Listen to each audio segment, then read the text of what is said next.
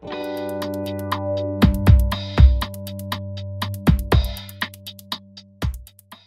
acho que a gente pode falar em golpe, sim, claro, em 2016, né? Um golpe parlamentar. Evidentemente um golpe diferente daquele que foi dado em 1964, né? Mas eu queria caracterizar esse momento e esse golpe dentro desta perspectiva de leitura da realidade brasileira que eu estava colocando anteriormente, que é a seguinte: quando eu dei o governo João Goulart como um exemplo de um governo pouquíssimo estudado no Brasil, e eu quis dizer do papel da história nisso, da historiografia nisso, né? Eu quis dizer mais ou menos o seguinte, para poder chegar aqui no governo Temer, que você está me dizendo, essa ponte que eu estou fazendo. O governo João Goulart, em primeiro lugar, ninguém falava dele no pós-64. Nem se tinha sido bom, nem se tinha sido ruim. Simplesmente não se falava do governo João Goulart. Daí que o livro do Muniz Bandeira sobre o governo João Goulart foi um dos únicos na historiografia brasileira durante mais de uma década.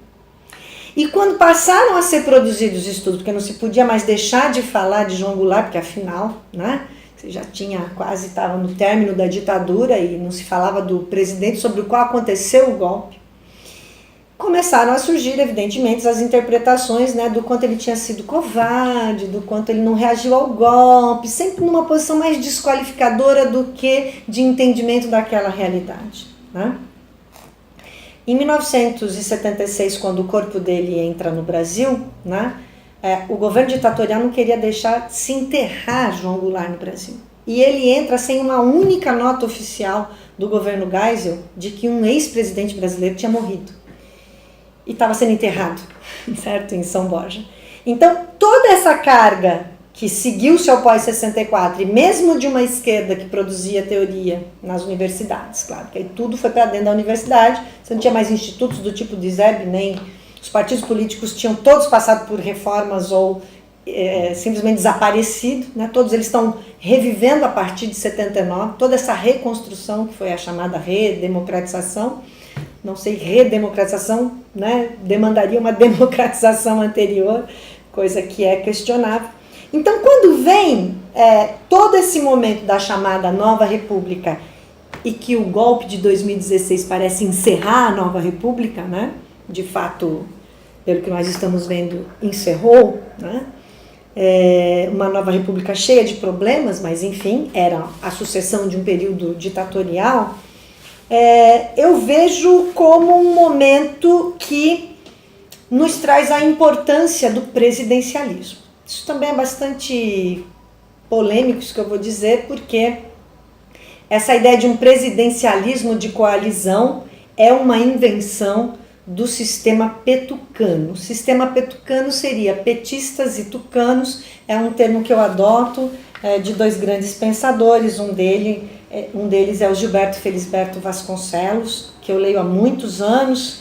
Ele é sociólogo, escritor, jornalista, e um dos livros dele também que eu gosto muito é o Gunder Frank, o Enguiço das Ciências Sociais.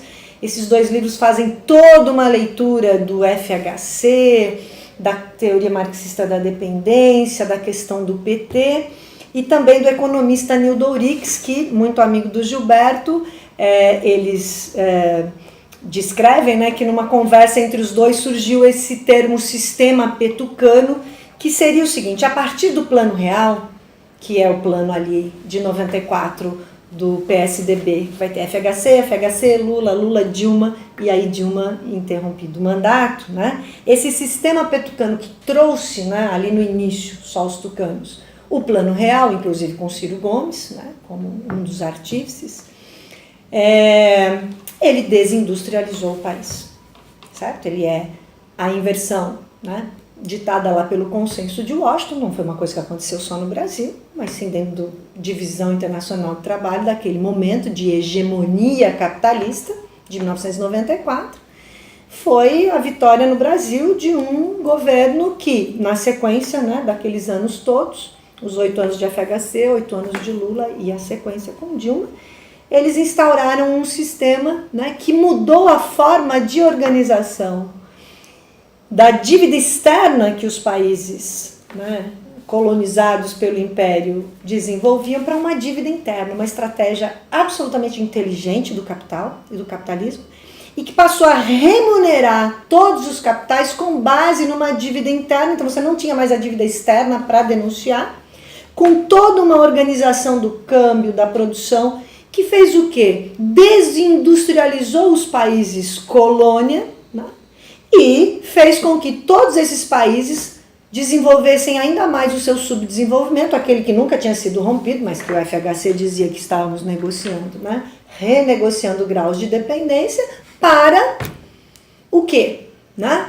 Para aquilo que significou o nosso aprofundamento do subdesenvolvimento. Veja o retrocesso, que foi o Plano Real, e que o governo Lula, na sequência de Dilma, não mexeram 1 milímetro no que era aquela estrutura. Claro que há diferenças entre governo FHC e Lula. Ninguém sem consciência aqui não vai ver que na política externa ou aqui nas políticas compensatórias, ações afirmativas, teve algum tipo de distinta, né, diferença, mas muito pequena em relação ao que é a estrutura do Plano Real, ao modelo que ele trouxe de desindustrialização, portanto, de total desistência do Brasil de conquistar qualquer tipo de nacional desenvolvimento dentro do esquema internacional. E isso foi absolutamente, né, uma derrota, porque desindustrializar significa que a nossa burguesia, ela compra, e aquelas burguesias internas, né, que a gente tem dentro daqui, que não podemos chamar apenas de nacionais, elas compram máquinas e equipamentos dos Estados Unidos e da China. E esse é o modelo do Plano Real. Isso para dizer os dois mais importantes. E não uma industrialização. Quando a gente fala em PIB, em Produto Interno Bruto, o PIB aumentou, o PIB também tá. Aumentou em que qualidade? Foi em industrialização ou em outro tipo de fração burguesa? Se foi em qualquer outro tipo de fração burguesa, se foi a financeira, ou se foi a agrária, ou se foi a comercial, ela não tem a importância que teria a da industrialização. O lastro, né, conforme aí os economistas da economia política, evidentemente, nos explicam muito melhor do que eu estou fazendo aqui. Mas qual que é o núcleo? O núcleo é esse. Então, esse sistema petucano e o golpe de 2016, ele é apenas, né, aquela farsa do presidencialismo de coalizão, inventada aí, né, pelo PMDB, certo? Como um partido que domina o parlamento, quando o presidencialismo é dentro da estrutura do que a gente pode lutar nesse atual sistema, correto? Ele é uma grande forma de luta, e ele, enquanto poderes presidenciais dados pela Constituição, né, ele pode ter que o João Goulart soube usar muito bem, embora ele tivesse ficado um tempão sobre o parlamentarismo, o golpe branco do parlamentarismo, e que nem o presidente Lula, muito menos a presidente Dilma, nem quando ela estava por perder o mandato, ela tinha toda a prerrogativa presidencial de fazer cadeia nacional por quantos minutos ela quisesse, ou por horas, se quisesse, em horário nobre, conclamado o povo à luta. E se tem uma coisa agora que aparece na esquerda como uma defesa da questão do Lula e do PT, agora para 2018, para esse quadro eleitoral, é a de que ele seria novamente uma alternativa.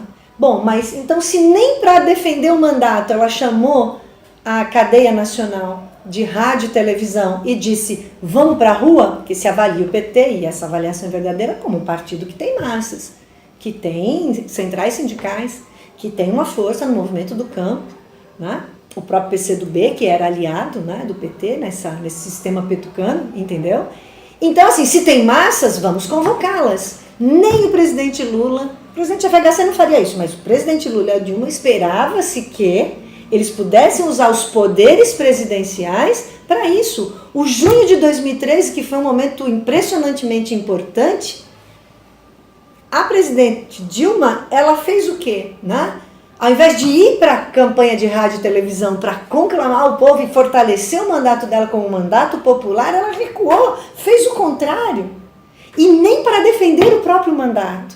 Então eu estou dando apenas um exemplo, né? Talvez aqui até muito simples, mas que eu acho de importância fenomenal, do quanto o presidencialismo pode ajudar numa luta e o quanto o presidencialismo de coalizão é uma farsa. É uma invenção para quem está querendo só fazer acordos com o Congresso. Acordos com o Congresso que vitimaram a Dilma. Veja, eu digo isso com nenhuma satisfação. Nenhuma satisfação. Não é aqui, né, nenhum tipo de esquerda que fica fazendo simplesmente uma análise destrutiva e não vendo o futuro. É pelo contrário. Então, eu acho que esse golpe de 2016 e o governo Temer, fosse o governo Temer, ou se ele tivesse caído naquele 17 de maio desse ano, quando veio a denúncia sobre ele, e tivesse entrado o presidente da Câmara, fosse quem fosse, esse sistema todo, ele já está ruído, né? Ele já não consegue mais se sustentar. E quem quer que esteja lá, dentro deste sistema, né, só vai poder modificá-lo de fato se usar o presidencialismo com essas prerrogativas e aí se basear neste real movimento de massas que existe no Brasil. Só que, infelizmente, desmobilizado pelas próprias forças que teriam, com o presidencialismo, condições de fazê-los. É muito genuína a crença que os movimentos sociais e trabalhadores têm no Brasil no Lula como liderança. Chega a ser emocionante a forma como se fala do Lula. Ele levou água para a minha casa, ele levou isso não sei onde. Mais até do Lula do que da Dilma nesse sentido. Então eu queria dizer disto daqui, né? Quer dizer, da importância do presidencialismo, de que o golpe foi parlamentar, que esse sistema petucano trouxe com o Plano Real, né, uma desindustrialização que foi o maior retrocesso que a gente pôde viver como país, né, porque a gente fica baseado ali numa remuneração rentista das 4 frações de classe burguesa. A gente acha que o rentismo está só na financeira, né? Mas esse sistema alimenta as 4 frações de classe burguesa. E, portanto, né, as 4 frações de classe do proletariado também se vitimam com isso. E eu acho que sem essa leitura ampla da economia política, e eu como cientista social estou tentando cada vez mais, né, me aprofundar nesse tema, nessa explicação, a gente poderia ter uma perspectiva muito importante.